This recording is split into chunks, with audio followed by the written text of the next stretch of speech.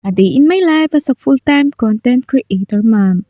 This is your Kamarkada Mertz Sumbilia, and for today's vlog, samahan niyo po kami mag-travel. So for today's vlog, sa mga hindi pa nakakapunta dito sa taga Nagcarlan, dito po to sa landing point. At eto nga yung daan papunta sa landing point.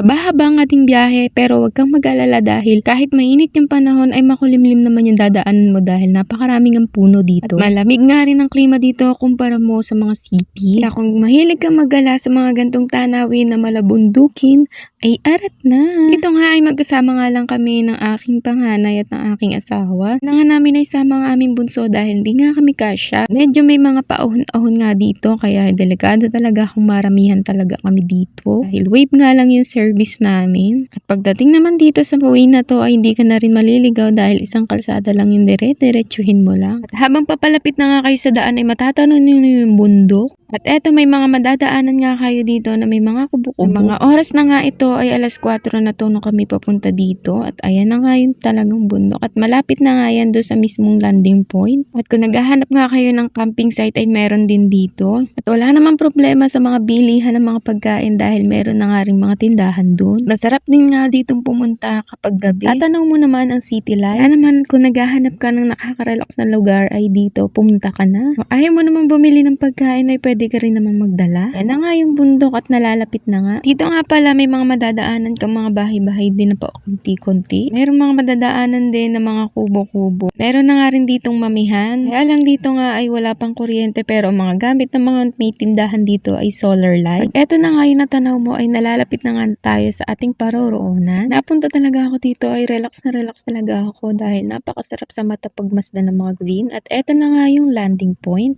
At pagdating naman dito, medyo mahaba-haba pa naman yung inyong lalakbayin. Pero saglit na nga lang yan dahil may sasakyan naman. Kung gusto nyo rin naman maglakad or mag-jogging papunta dito, ay pwedeng-pwede din naman. Dahil marami na nga rin ditong nagja-jogging at nag-hiking. Dito nga marami kang makakasalubong na may sasakyan din dahil maraming ang dumadayo dito. At ang maganda pa dito may mga madadaanan ka talagang mga halamanan. Gaya ng mga kamatis, repolyo, sayote, mayroon ding talong. Nandito ka na nga sa part na to ay malapit ka na talagang bumaba. Part na to ay tanaw na nga namin ng bundok. At eto nga yung tanawin na sinasabi ko sa inyo na napakagandang pagmasdan. Parang napakalapit mo sa bundok pero malayo yan. Yung tanaw mo lang talaga. At dito nga sa may part na dito, talagang tanaw mo at meron pang ang pubo doon. Minsan na nga naming napuntahan yung kubong yan at nagpicturean nga kami doon. Ito naman napakaganda dito kapag hapon na talaga makikita mo yung sunset. Di na nga lang namin talaga naabutan din dahil napaaga nga ang aming punta. Nagpunta nga kami dito sa may part na taas na to para makapag-video kami para naman maipromote namin yung mga pre-sample na galing sa TikTok. So kahit naman medyo mainit talagang tiis kami dahil napakaganda nga ng view. At dito tuwan-tuwa nga itong aking panganay. Tinakay nga siya ng kanyang daddy sa likuran. Habang pinagmamasdan ng magandang view. Nakadalawang beses na ako dito pumunta pero hindi ako magsasawang tingnan at pagmasdan tong view to. Dito naman may mga tanim ng repolyo, napakadami, napakalawak ng taniman. At dito naman sa may part na to ay pauwi na kami, paibaba kami dito. Naman pumunta kami dun sa ibang view pa. Ito nga yung natatanaw namin dito ay yung San Pablo at natatanaw mo nga yung lake. Gabi naman na talagang magandang pagmasdan yan dahil may city light. At dito naman may mga madadaanan ka talagang kainan. Talaga namang dinadayan na rin talaga tong lugar na to. Nakaka-relax naman talagang pagmasdan.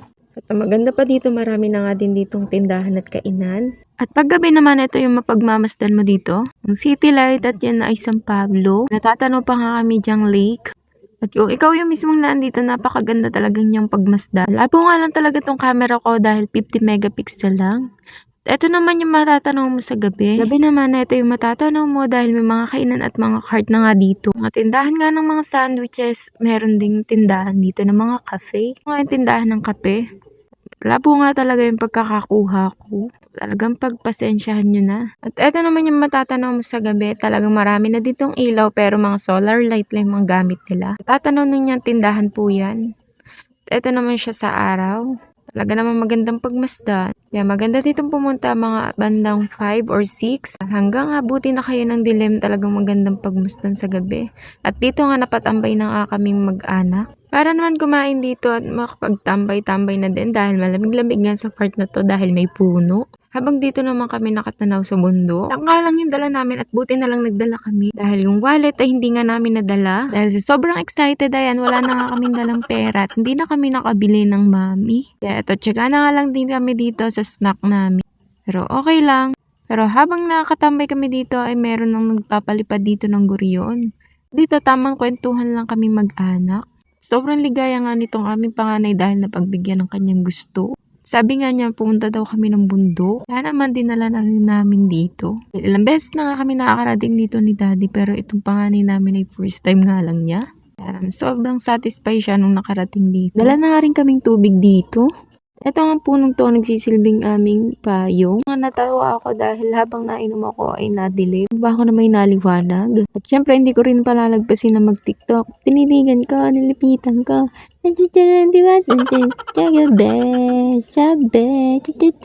Pagbigyan niya na, minsan lang naman yan. Diba may dumaang pang Superman? Gandang pagmasdan talaga nitong punong to, oh. Habang palubog yung araw. Siyempre, mas okay pa rin talagang pagmasdan itong aking asawa. Tingnan mo naman tamang papogi lang. Tingnan mo, titingin pa yan. Kung pogi pa talaga. Oo na, pogi ka. Tama na yan. Yung nasa likod ng puno na aming pinagpambayan ay nakakita kami dito ng sampinit. Anong tawag sa inyo niyan? Sampinit ang tawag namin dito.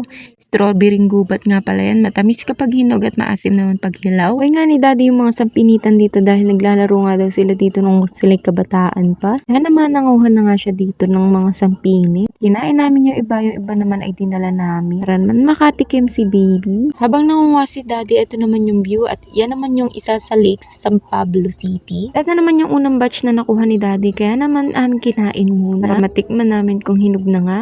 At eto nga ang unang subo ay aking kinikman. Sarap. Kain tayo. Ito naman yung dinala namin. Marami-rami na nga rin yan para kay baby. Yung baby ko nga pala ay 3 taon na. Hindi na nga pala siya baby. Blur na.